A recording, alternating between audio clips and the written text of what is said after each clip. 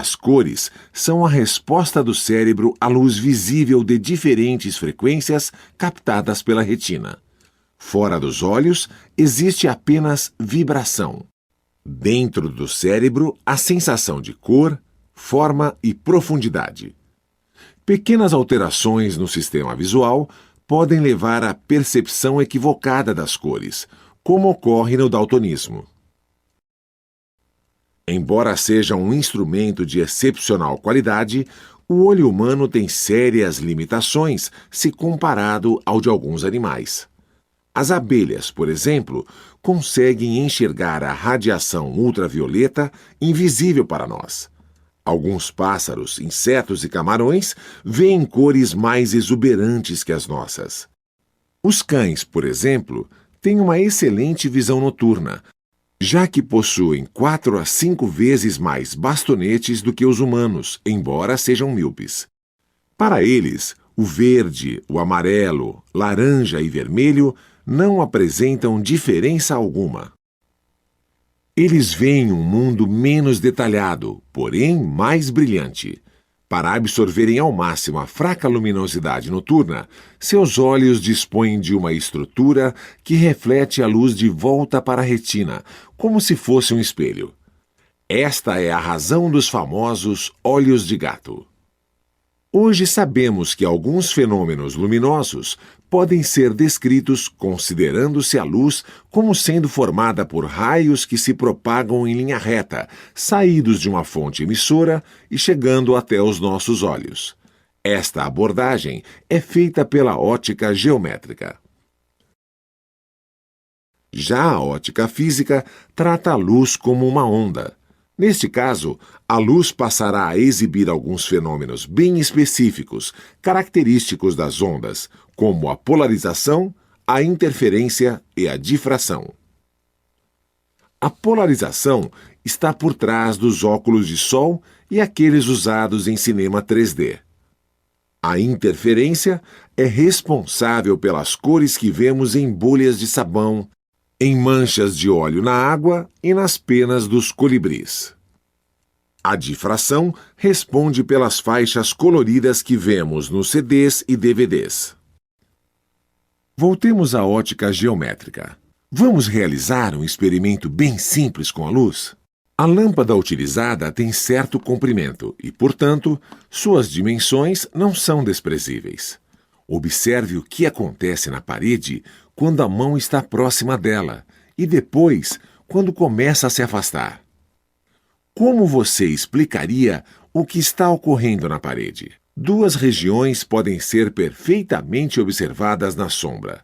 A umbra, ou sombra propriamente dita, que é a região desprovida de qualquer raio luminoso. É a escuridão total. E a penumbra, que é a região de transição entre a umbra e a região iluminada. A penumbra é a região intermediária, borrada. Como alguns raios de luz conseguem chegar à penumbra, ela não é tão escura quanto a umbra. Substitua a lâmpada pelo Sol e a sua mão pela Lua e você entenderá o eclipse solar. Algumas regiões do planeta ficam completamente obstruídas pela sombra da Lua durante o fenômeno, enquanto outras ficam apenas parcialmente. Os eclipses lunares são mais simples e acontecem quando a Lua se encontra na região de sombra da Terra. Observe que os eclipses são explicados admitindo-se apenas a propagação retilínea da luz em meios homogêneos e transparentes, como afirma a ótica geométrica. Quer ver outra consequência interessante da propagação retilínea da luz? Quando o Sol estiver se pondo no oeste, olhe para o lado contrário, o leste. Você perceberá uma região azulada, escura, no horizonte. Pouco a pouco, ela vai avançando, subindo, apagando as cores do céu até transformá-lo no escuro da noite. Este fenômeno é conhecido como o anticrepúsculo. O anticrepúsculo é simplesmente a sombra da Terra projetada na própria atmosfera. Como os eclipses, ele também decorre da propagação retilínea dos raios de luz. Ele surge sempre antes do nascer e depois do pôr do sol. A trajetória da luz pode sofrer mudanças ao encontrar obstáculos à sua frente. Isto acontece, por exemplo, quando um espelho é colocado em seu caminho. O raio de luz se quebra em duas partes, obedecendo a uma lei muito simples. Para defini-la, observe o experimento realizado. Vamos traçar uma reta imaginária que forma um ângulo de 90 graus com a superfície onde a luz incide. Ela será chamada normal. O que acontece com o raio de luz incidente? O ângulo de incidência é igual ao ângulo de reflexão em todos os casos. Observe também que os raios incidente, refletido e normal à superfície estão todos em um mesmo plano. Quando tratamos de reflexões produzidas por espelhos, falamos de reflexão especular. Mas a reflexão não existe apenas nos espelhos. Ela ocorre em praticamente todos os objetos à nossa volta, como um livro, uma parede ou mesmo em um grão de areia. Graças a esse tipo de reflexão, chamada de reflexão difusa, podemos ver os objetos à nossa volta. A reflexão difusa é causada pelas irregularidades presentes na superfície dos objetos. A lei da reflexão da luz continua válida, mas as direções nas quais os feixes de luz se propagam variam conforme o ponto de incidência da luz. Aí surge uma pergunta: por que os ângulos de incidência e reflexão devem ser iguais? A resposta pode ser dada a partir de dois princípios fundamentais, de Huygens e de Fermat. Christian Huygens apresentou em 1678 uma teoria ondulatória convincente para a luz. O princípio de Huygens explica como uma onda avança em um meio.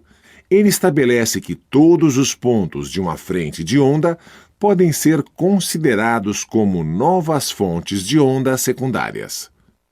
Depois de um determinado tempo, a nova posição da frente de onda pode ser obtida traçando-se uma superfície tangente chamada envelope às pequenas ondas irradiadas por esses pontos. O processo se repete e a frente de onda vai avançando progressivamente. É fácil explicar a reflexão da luz através do princípio de Huygens. Observe.